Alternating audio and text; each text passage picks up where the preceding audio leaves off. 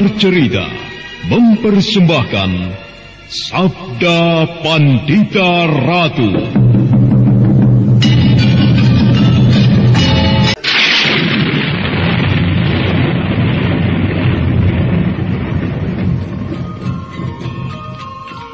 Sabda Pandita Ratu, naskah ditulis oleh Pondra Swasti Langit, diolah oleh Agus Nur Ismail, didukung oleh artis-artis terkemuka, Ferry Fadli, Eli Ermawati, M. Abud, Ivana Rose, dan lain-lain. Teknik dan montase, Ibing Arifin, dengan sutradara Dian Pertiwi. Sabda Pandita Ratu kali ini mengetengahkan episode ke-8 dengan judul Sang Rajasa Triwikrama.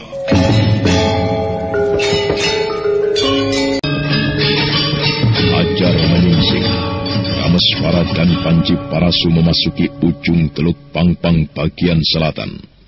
Kameswara terkejut ketika menemukan tulang belulang yang dia kenali sebagai Boja Pradata yang terlihat jelas dari bongkoknya. Kameswara menjadi yakin ketika pada tulang belulang itu dia temukan kitab pusaka Pallawa Riung Laut.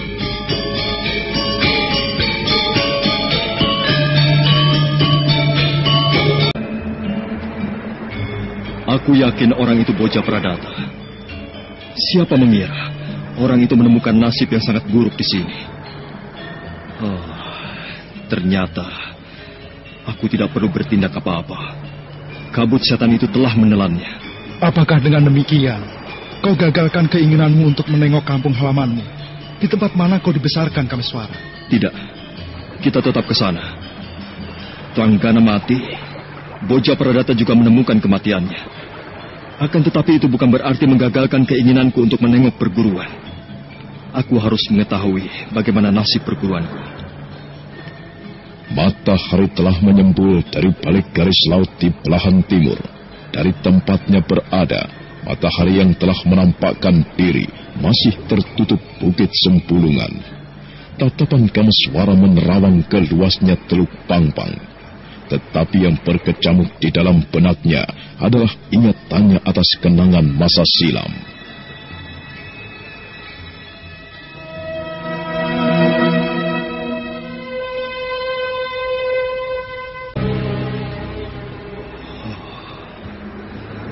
Betapa banyak sekali peristiwa besar yang telah terjadi dalam beberapa bulan ini. Ayah Ki Ageng Pesanggaran telah tiada, pergi menghadap Hyang Batara Agung. Paman Haryo Panumping juga telah tiada, menyusul ke alam kematian. Telah tewas di tangan Boja Pradata. Paman Yuyu Rumpung juga telah pergi untuk selamanya. Paman Paraji Gading yang selama ini sangat baik kepadaku.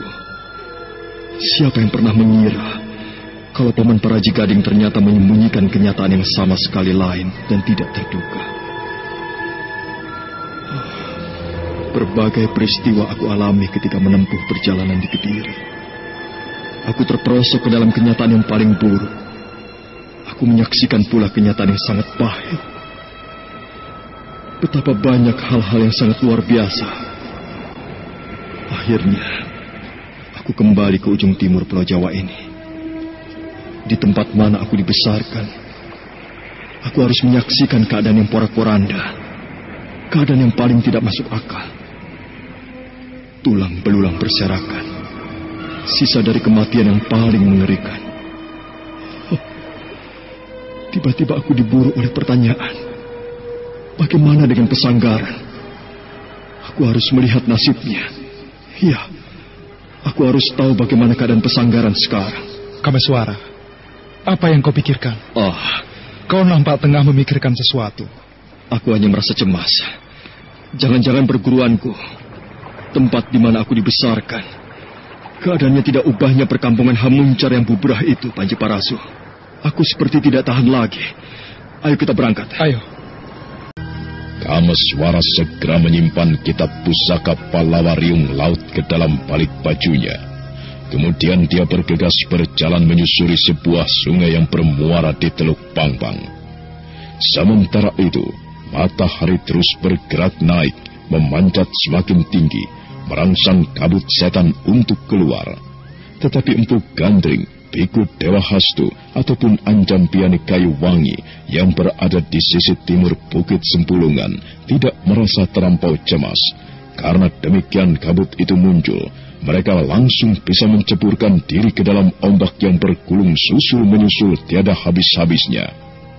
Hari itu juga merupakan sebuah pengalaman pertama yang mendebarkan bagi Sindupati dan Seruni.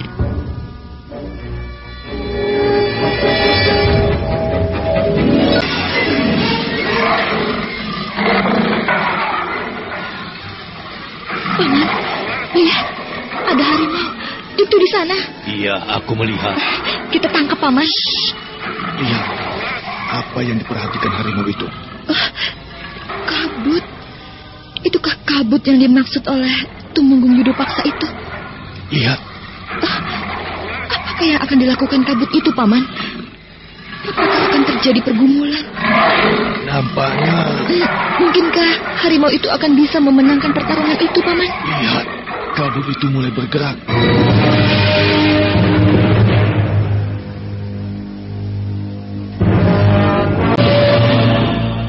Kabut setan berwarna kuning kepucat-pucatan itu mulai bergerak.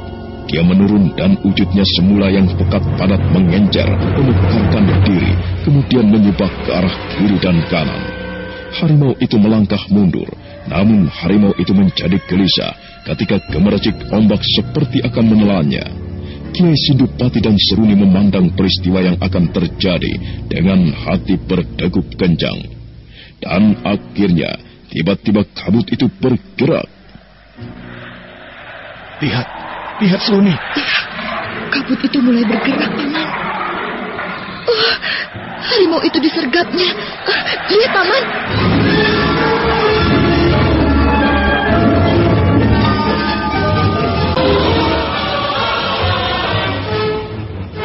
Kaki Seruni tiba-tiba menggigil dan seperti sangat berat menyangga tubuhnya. Sedangkan Kiai Sindupati memandangi peristiwa yang terjadi itu dengan mulut ternganga. Harimau itu berguling-guling di tanah, namun apa yang dilakukannya tidak nampak jelas, karena kabut setan itu menyelimuti segenap tubuhnya. Beberapa saat kemudian, harimau itu diam dan tidak bergerak. Dan manakala kabut itu sedikit naik, terlihatlah dengan jelas warna tulang belulangnya yang putih.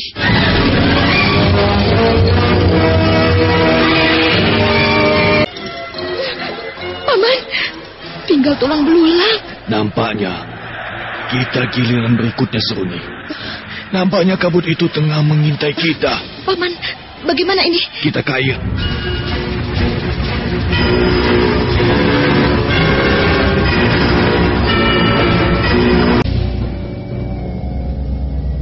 Seruni dan Kiai Sindupati segera berjalan mundur ke arah ombak beriak, sambil pandangan matanya tidak pernah lepas tertuju pada kabut setan yang aneh itu. Dan seperti dikatakan oleh Kiai Sindupati, kabut itu memang mengincarnya sebagai korban berikutnya.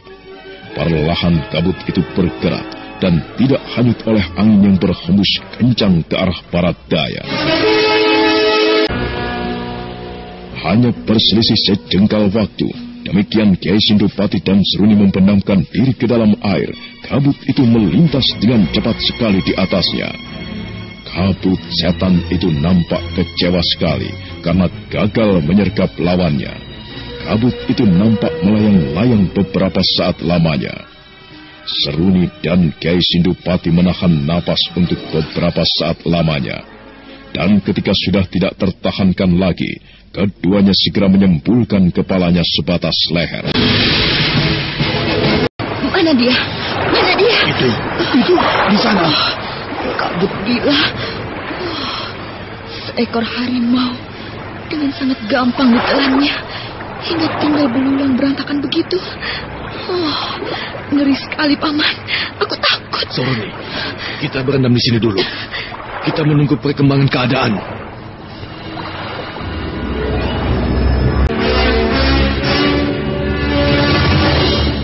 Maka demikianlah seharian waktu berlalu.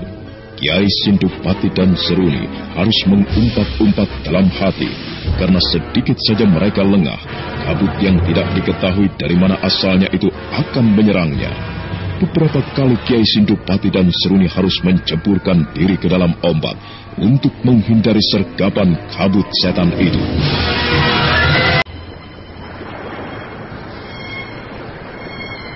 Setan alas, kalau begini caranya, kita akan mati kedinginan, Paman. Apa boleh buat, Saruni? Jika kita memaksa diri naik ke daratan, umurmu akan habis.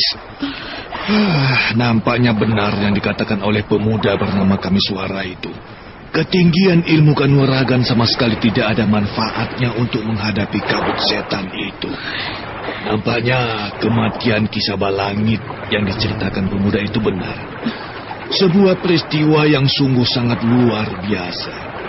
Ki Sabalangit mati menjadi korban keganasan kabut itu. Mengerikan sekali. Lalu, bagaimana dengan bongkahan logam yang jatuh dari langit itu, Paman? Lupakan benda itu, Seruni. Selamatkan dulu nyawamu. Setan alas, kabut keparat itu.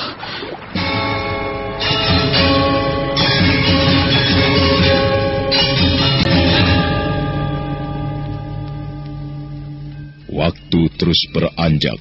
Matahari bukan saja memanjat naik, namun juga turun ketika titik ketinggiannya terlampaui. Bukit Sempulungan tetap pada wujudnya. Gemercik ombak di sepanjang tepian Teluk Pangpang terus mengalun tiada henti-hentinya. Sebagian gemuruh ombak yang lebih besar menghantam karang sisi timur semenanjung Sempulungan. Tiada bosan-bosannya. Apa yang dialami oleh Kiai Sindupati dan Seruni, hal yang dialami pula oleh Empu Gandring, Biku Dewa Hastu, dan Anjam Piani Kayuwangi yang berada di sebelah timur semenanjung. Namun Empu Gandring dan Biku Dewa Hastu serta Anjam Piani Kayuwangi yang lebih mengetahui perilaku kabut setan itu mampu menghadapinya dengan tenang. Sementara itu, ketika matahari mulai tergelincir ke arah petang, Kameswara telah memasuki gerbang perguruannya.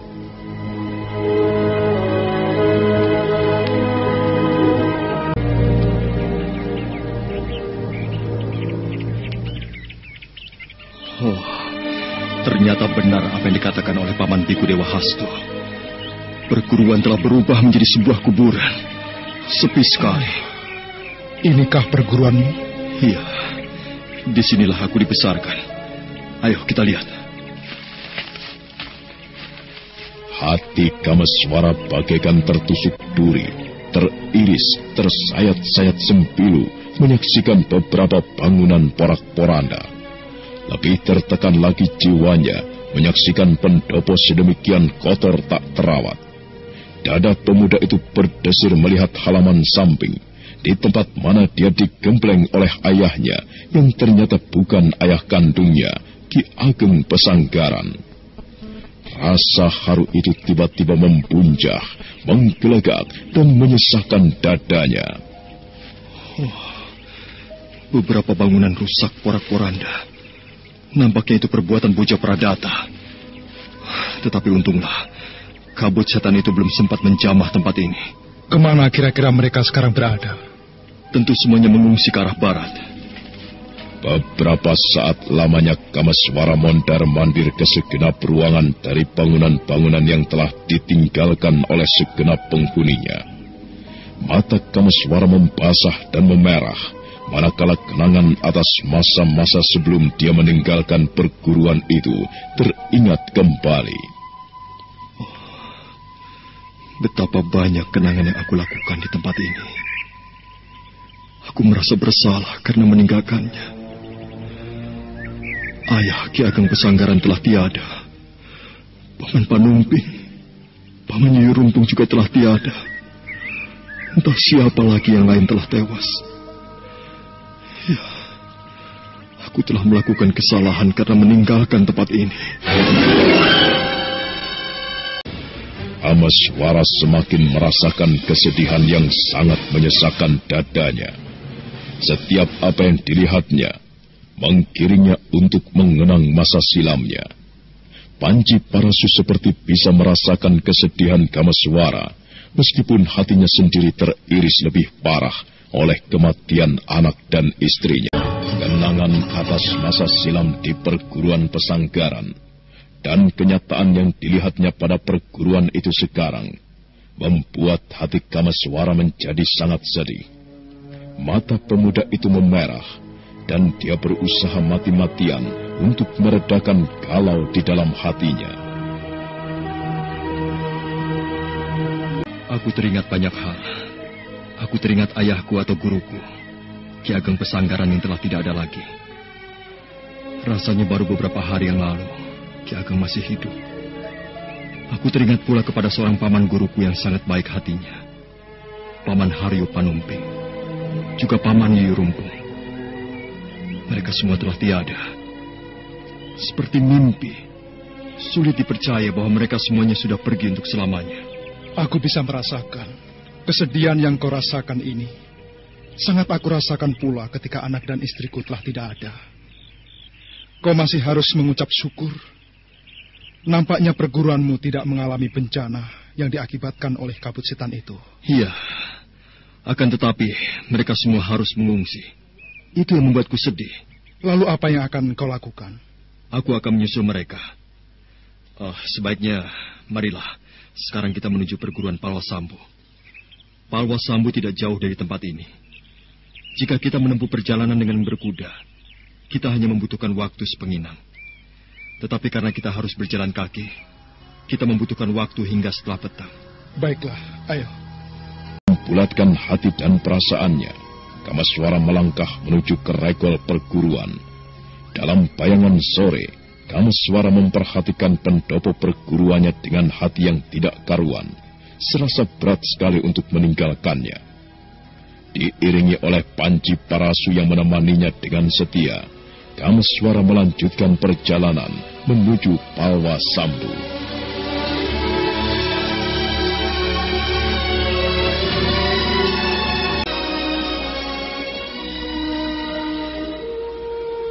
Ketika petang telah cukup lama terlampaui, akhirnya Kameswara mulai memasuki gerbang Palwasambu. Hati Kameswara bagaikan semakin teriris manakala menemukan keadaan perguruan Palwasambu yang tidak ada bedanya dengan Pesanggaran. Sepi sekali. Tidak ada orang yang masih tertinggal di tempat ini. Semuanya telah pergi mengungsi. Kemana mereka mengungsi? Itulah yang menjadi tanda tanya di dalam hatiku sekarang. Tentu semakin menjauhi arah Semenanjung Sembulungan yang menjadi pusat bencana. Kau benar. Kau tidak ingin memeriksa? Ayo. Dan apa yang ditemui di Palwasambu tidak ada bedanya dengan Pesanggaran. Nampak beberapa rumah yang rusak berantakan akibat ulah bocah Pradata dan Tranggana. Namun Kameswara menjadi sedikit lega karena dia tidak menemukan tulang belulang tengkorak yang menandakan perguruan Palwasambu itu tidak tersentuh kehadiran kabut setan. Apa yang akan kita lakukan sekarang? Kita menunggu datangnya pagi di sini.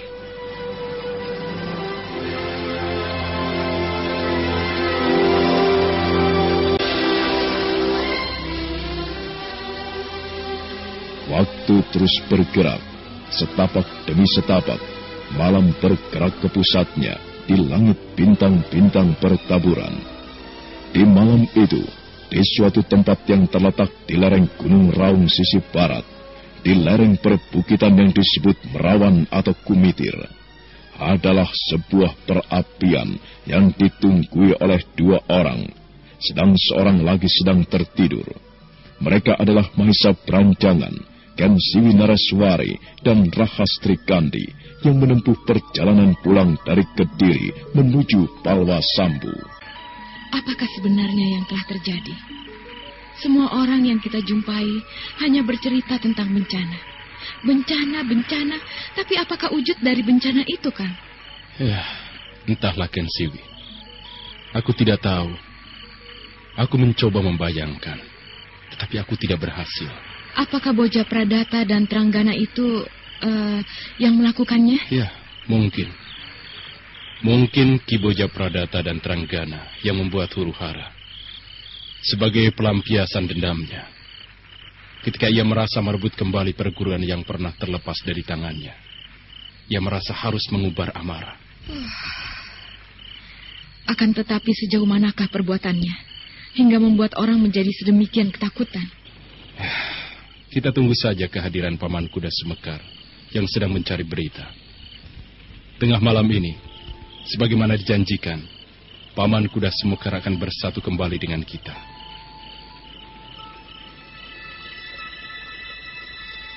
Mahesa berancangan melemparkan ranting-ranting kering ke dalam kobaran api. Api yang surut itu kemudian menyala lagi. Pandangan Ken Siwi Nareswari tertuju pada lidah api yang menjilat-jilat. Sedangkan Mahesa berancangan menghela napas panjang ketika melirik kepada anak gadisnya yang tergolek tidur keletihan. Ada rasa iba menyusup dalam hatinya manakala mengingat nasib buruk dan mengerikan yang dialami oleh Rahastri Kandi.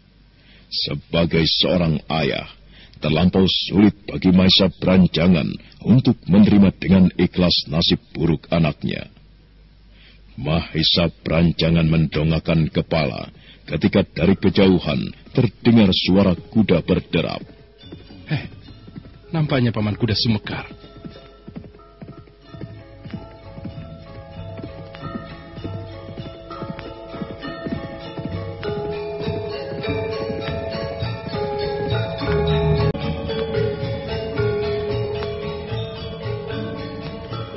Ternyata benar dugaan Mahesa berancangan yang datang adalah kuda Sumekar. Serentak Mahesa berancangan dan Ken Siwi Nareswari berdiri menyongsong, dan Rahastri Kandi terbangun karenanya.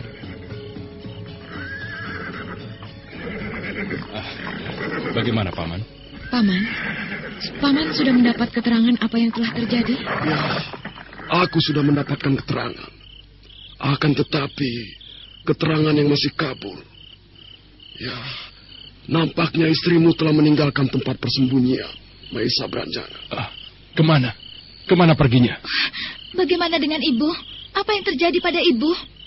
Sebuah malapetaka telah terjadi. Orang-orang yang aku mintai keterangan hanya menyebut ada sebuah malapetaka. Tetapi tidak seorang pun yang bisa menyebut dengan jelas tentang malapetaka itu. Malapetaka yang bagaimana atau apakah wujud malapetaka itu?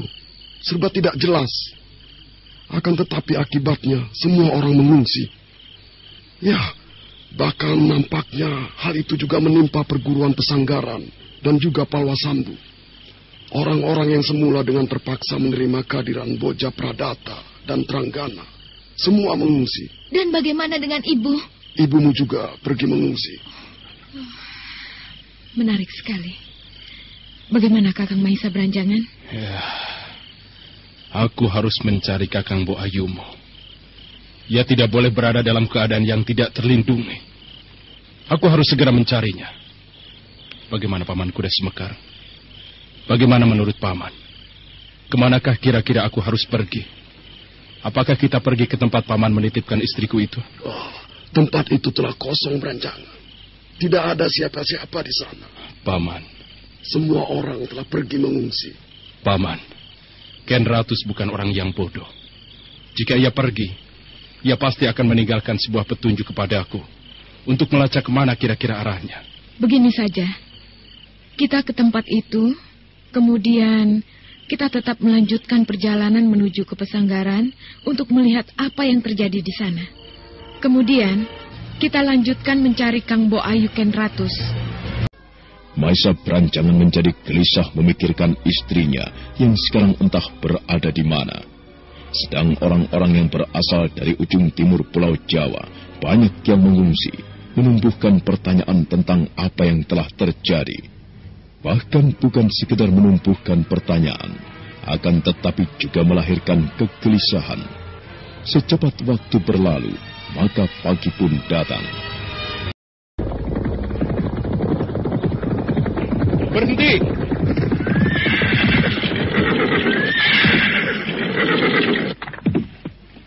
Kita bisa mencari keterangan. Tapi kenapa kita harus berhenti? Kau lihat, di sana ada sekelompok orang berjalan. Oh, iya. Mari kita ke sana. Kita mencari keterangan pada mereka.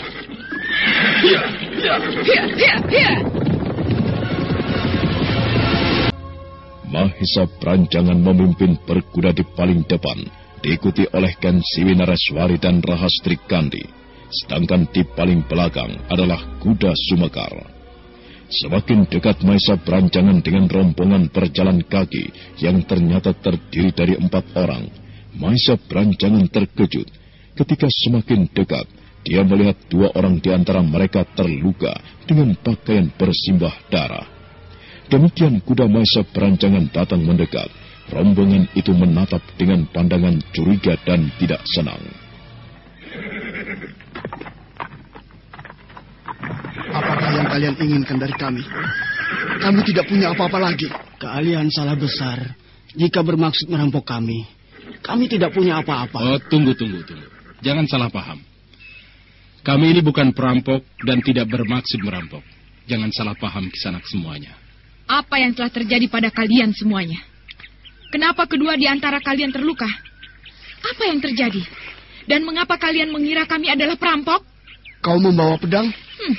Aku membawa pedang. Ya, aku memang membawa pedang. Dan karena itu kalian mengira kami perampok. Apakah kalian baru saja dirampok di sana? Iya, kami dirampok. Perampok-perampok itu benar-benar tidak memiliki perasaan. Kami semua orang sengsara. Kami mengungsi dan harus meninggalkan kampung halaman. Kami dirampok habis-habisan. Keterlaluan sekali mereka itu. Kami sekarang tidak mempunyai apa-apa. Di mana para perampok itu? Di sana, di tepi hutan pinus. Di tepi hutan pinus. Berapa jumlah mereka? Ada beberapa orang. Kami tidak bisa menyebutkan dengan tepat. Tetapi banyak sekali. Kisanak. Bisakah Kisanak bercerita kepada kami? Bencana apakah sebenarnya yang telah terjadi, yang menyebabkan Kisanak harus pergi mengungsi? Apakah kau belum mengetahuinya? Oh, belum. Kami semua baru saja menempuh perjalanan jauh dari sekitar kota Raja Kediri. Bermaksud kembali ke Palwasambu atau Pesanggaran. Namun tampaknya telah terjadi sesuatu yang luar biasa. Bagaimana? Apa yang telah terjadi? Siapakah yang melakukannya? Para pengungsi yang menjadi korban perampokan itu nampak terkejut ketika Mahisa Pranjangan menyebut dirinya berasal dari Palwasambu. Mahisa Pranjangan sendiri bagaikan tidak sabar ingin segera mendengar apa yang akan dikatakan oleh para pengungsi itu. Nah, bagaimanakah kelanjutan kisahnya? Bagaimanakah nasib Ibu Rahastri Kandi? Apa yang akan dilakukan oleh Mahisa Pranjangan untuk menemukan istrinya itu? Dan bagaimana pula ulah kabut setan, sumber dari segenap malapetaka mengerikan itu? Saudara pendengar, untuk mengetahui jawabannya, ikutilah kelanjutan kisah ini dalam seri berikutnya. Sampai jumpa.